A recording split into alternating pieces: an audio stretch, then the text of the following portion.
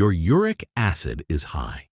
Your doctor says, cut the meat, cut the organ meats, eat less protein. They put you on a low-purine diet. No more red meat, no more shellfish. Sound familiar? Now here's the fact that changes everything. Up to 2/3 of the uric acid in your body is produced by your body. Not your steak, not your liver, your own body. And before we go any further, one important clarification. Uric acid and urea are not the same thing. People confuse them all the time. They rise for different reasons and they have different consequences.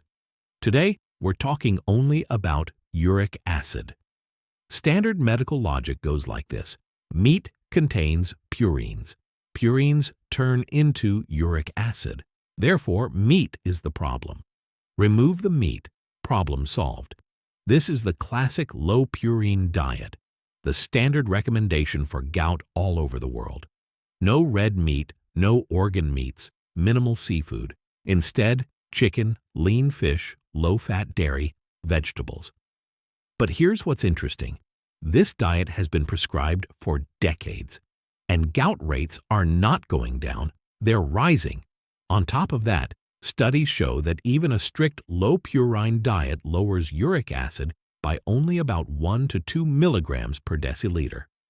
That's not enough to solve the problem. Maybe it's time to look at the problem from a different angle. First, during an acute gout attack, about half of patients have completely normal uric acid levels, not elevated, normal. So the connection between high uric acid means gout attack is not as straightforward as we're told. Second, uric acid is not just a metabolic waste product. It's one of the most powerful antioxidants in our blood.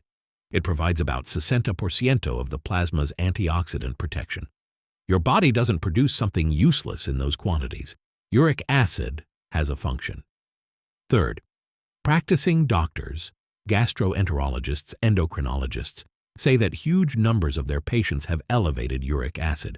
They eat meat regularly, and their joints don't become inflamed. The inflammation starts after sweets and alcohol. So if it's not the meat, then what is it? Two main factors. Fructose. Fructose is the only carbohydrate that directly generates uric acid during its metabolism. The mechanism is well studied. When the liver processes fructose, it burns through ATP, cellular energy, so quickly that it triggers the breakdown of purine nucleotides. The result is a spike in uric acid. And here's the paradox. A person with high uric acid is told, cut the meat, eat more fruit, drink juice, snack on fruit. But the fructose in those very fruits and juices is one of the main triggers of the uric acid they're trying to lower. Fruit juices, smoothies, bars, dried fruit, honey, agave syrup, all of this is marketed as healthy food. For decades, fructose was promoted as a more natural and safer alternative to regular sugar. Products labeled "made with fructose" still sit on shelves for diabetics. And yet a glass of orange juice contains almost as much fructose as a glass of cola. Even if there isn't that much uric acid in the body, it can still accumulate. Why? Because the kidneys stop clearing it properly. Research shows that high insulin literally signals the kidneys.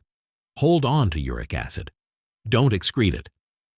And this explains why gout goes hand in hand with metabolic syndrome, diabetes, and hypertension. It's not a coincidence. It's the same root cause, chronically elevated insulin. So when you hear high uric acid, cut the meat. Remember, most uric acid is produced by your own body, not by your steak. During an acute gout attack, about half of patients have normal uric acid levels. Fructose is the only carbohydrate that directly triggers uric acid production in the liver. And insulin resistance prevents the kidneys from removing that uric acid from the body. The problem is not that you eat meat. The problem is what you eat with it and what you've been eating for years before. Right now, millions of people are giving up meat because they saw a number on a lab report and were told, this is dangerous. They spend years eating bland chicken and vegetables, and nothing gets better. because they're being treated for a number, not for the cause. Insulin is the key to many problems, not just uric acid. But that's for the next video. If this was useful, subscribe. More coming on what science actually knows about our bodies and what we're rarely told.